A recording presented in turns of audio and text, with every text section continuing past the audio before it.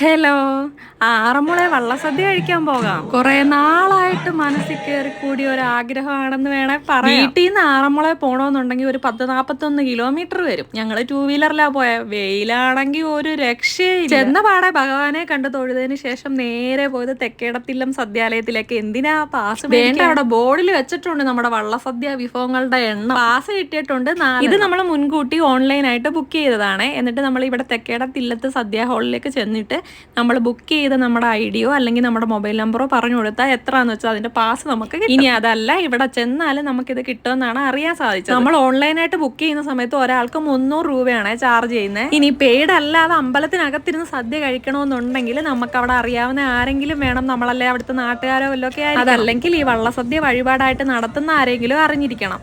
ഇതും അല്ലെന്നുണ്ടെങ്കിൽ ഈ വഞ്ചിക്കാരെ ഇറങ്ങുന്ന സമയത്ത് ഇവരോട് ചെന്ന് ചോദിച്ച് പാസ് മേടിച്ച് കഴിക്കുന്നവരും. നമുക്ക് പക്ഷെ അങ്ങനെ ആരെ അറിയാത്തതുകൊണ്ട് ഓൺലൈനായിട്ട് ബുക്ക് ചെയ്തിട്ടാണ് പോയത്. കുറെ നാളുകൊണ്ട് വിചാരിച്ച് ഇപ്പോഴാ സമയം. നമ്മുടെ ലോകത്തിൽ തന്നെ ഏറ്റവും വലിയ സദ്യയാണ് ആറന്മുള വള്ളസദ്യ. ഞങ്ങള് സദ്യ കഴിക്കാൻ പോയെന്ന് 4 വഞ്ചി ഉണ്ടായിരുന്നു. ഓരോ വഞ്ചിക്കാരും വന്നിറങ്ങുമ്പോ ഇങ്ങനെ വഞ്ചിപ്പാട്ടൊക്കെ പാടി ഭയങ്കര ആരവത്തോടാണ് സ്വീകരിച്ച് അമ്പലത്തിലേക്ക് കയറ്റുന്നത്. അതിനുശേഷമാണ് സദ്യ വിളമ്പുന്നത്. പെയ്ഡ് വള്ളസദ്യ കഴിക്കാനായിട്ട് നമ്മൾ തെക്കേടത്തില്ലത്തിലോട്ട് പോകണമെന്നുണ്ടെങ്കിൽ അത് അമ്പലത്തിന് വെളിയിലായിട്ടാ വരുന്നത്. ഇച്ചിരി ഒന്ന് നടക്കണം. ഒരു 12 മണിയൊക്കെ ആകുമ്പോഴത്തേക്ക് സദ്യ ആരംഭിക്കും. ആദ്യത്തെ പന്തിയിൽ കയറാനുള്ള ആളുകളുടെ തിരക്കാ കാണുന്നത്. സദ്യക്ക് മുന്നോടിയായി വഴിപാട് സമർപ്പിച്ച് വിളക്ക് കത്തിക്കുന്നത് തൊട്ടു മുതൽ സദ്യയുടെ ചടങ്ങുകളിലെല്ലാം നമ്മൾ കേൾക്കുന്നത് വഞ്ചിപ്പാട്ടാണ്. ഈണത്തിലും താളത്തിലും വ്യത്യാസം ഉണ്ടെന്ന് മാത്രമേ ആദ്യമായിട്ട് കേൾക്കുന്ന നമ്മൾ പോലും അറിയാതെ അതിന്റെ കൂടെ ഏറ്റുപാടി പോകും. അങ്ങനെ എല്ലാരും സദ്യ കഴിക്കാനിരുന്നു. പായസം ഉൾപ്പെടെ 44 ഐറ്റം ആണ് നമ്മുടെ സദ്യയിൽ വരുന്നത്. പിന്നെ അഡീഷണൽ ആയിട്ട് ഐറ്റംസ് വേറെ ഒത്തിരി കിട്ടും കേട്ടോ. അത് സാധാരണ വള്ളക്കാരുടെ കൂടെ ഇരുന്ന് കഴിക്കുന്ന സമയത്താണെന്നുണ്ടെങ്കിൽ അവര്